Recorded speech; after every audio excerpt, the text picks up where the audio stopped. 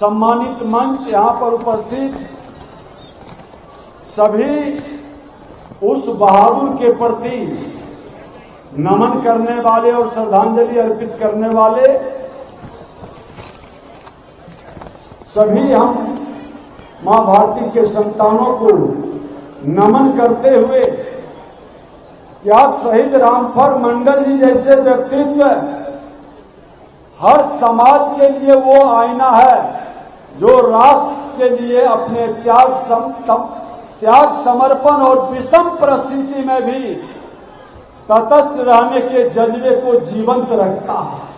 आज उनके शहादत दिवस पर इस सभागार में उनकी स्मृतियों को याद करने एवं उनको नमन करने का अवसर हम सभी को प्राप्त हुआ है और इसके लिए मैं देश के माननीय प्रधानमंत्री नरेंद्र मोदी जी को हृदय से धन्यवाद देते हैं कि जो कांग्रेसियों के चाल के कारण जिनका नाम उनकी शहादत का आगे नहीं आ सका, देश के माननीय प्रधानमंत्री नरेंद्र मोदी जी उन वीर सपूतों को आज देश के सामने ला करके उनको श्रद्धांजलि अर्पित करने के लिए ही नहीं, उस समाज के लोग को गौरवान्वित होने का अवसर प्रदान किया। आज गुलामी से लेकर आजादी तक का फासला मां भारती के अनगिनत सबूतों का बलिदान और फांसी जैसे सजा का संस्मरण कराता है। आज हमें विचारने की जरूरत है कि घोषित आजादी के साथ साथ वैचारिक आजादी हमें कितना प्रतिशत मिला है, ये मन के अंदर विचारना होगा। आज जो वीर सपूत आज हम गौरवान्वित हैं, शहीद रामफल मंडल जी जैसे सपूत जो अपनी जवानी का पूरी अवधि देश की आजादी के लिए जिस तरह से समर्पित कर दिए, जिस तरह से उसने देश की आजादी का अपने मन के अंदर सपना पाला था, उसके लिए अपनी बलिदान हंसते हंसते उन्होंने दे दिया।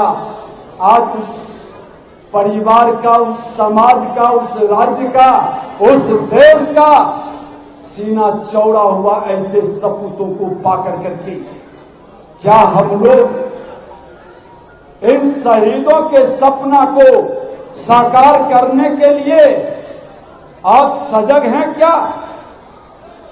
हम आजादी की लड़ाई कैसे प्राप्त किए, ये किताबों में बहुत पढ़ाई जाती है। हम आजाद कैसे हुए, ये भी बताई जाती है। आजादी में किनका किनका योगदान रहा, ये भी हम जानने का प्रयास भी करते हैं और जानते भी हैं।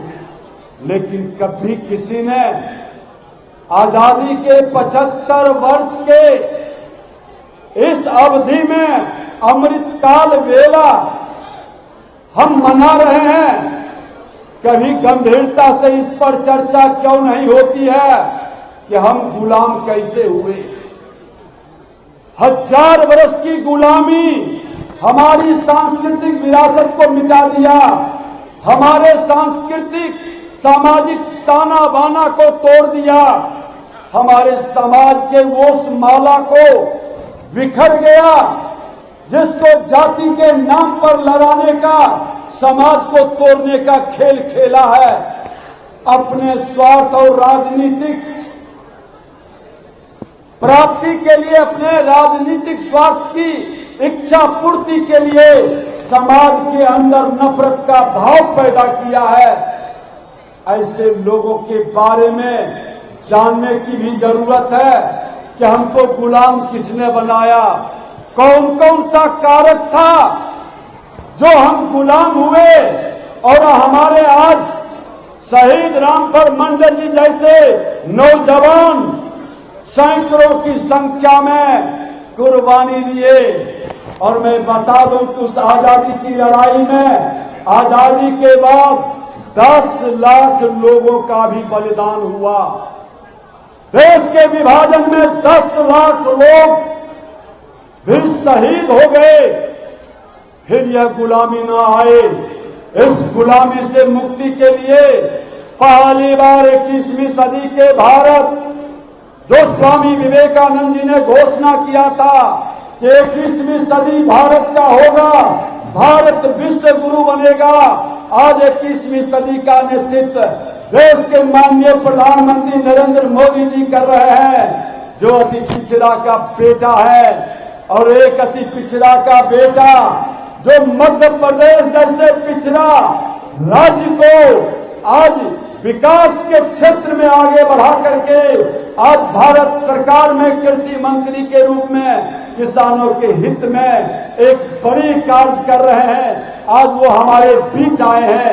ये भी अति पिछड़ा का बेटा। आज अति पिछड़ों की राजनीति में हमको आपको मिलकर के ये संकल्प लेना होगा कि हमारा देश फिर से गुलाम न बने।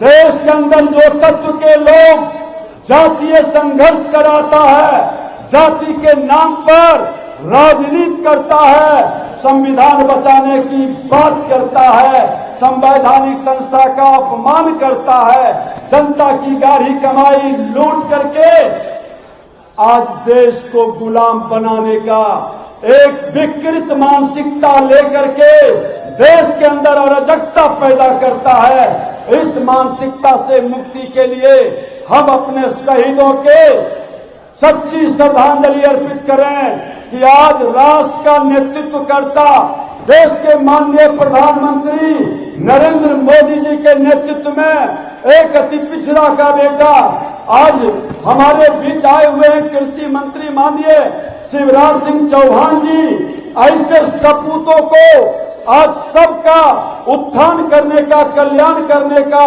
सबका साथ सबका विकास की भाव को आगे बढ़ाने के संकल्प को बढ़ाएं और हम सब लोग मिलकर के बिहार को भी आगे बढ़ाना है।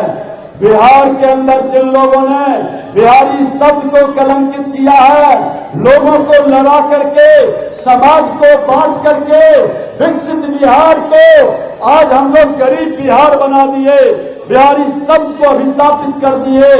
इससे मुक्ति के लिए एकजुटता के साथ हम आगे बढ़ेंगे। अपनी आजादी के महत्व को समझते हुए ये राजद कांग्रेस के लोगों की मानसिकता से मुक्ति के लिए प्रधानमंत्री के नेतृत्व में शहीदों को सच्ची श्रद्धांजलि अर्पित करेंगे। जब हम राष्ट्र को मजबूत करेंगे, विकसित भारत, विकसित बिहार के सपना को साकार करेंगे, इस मानसिकता से बढ़ेंगे। तो एक बार जोरदार नारा लगाइए, शहीद रामफल मंडल अमर रहे, शहीद रामफल मंडल अमर रहे। भारत माता की, भारत माता की। वंदे वंदे।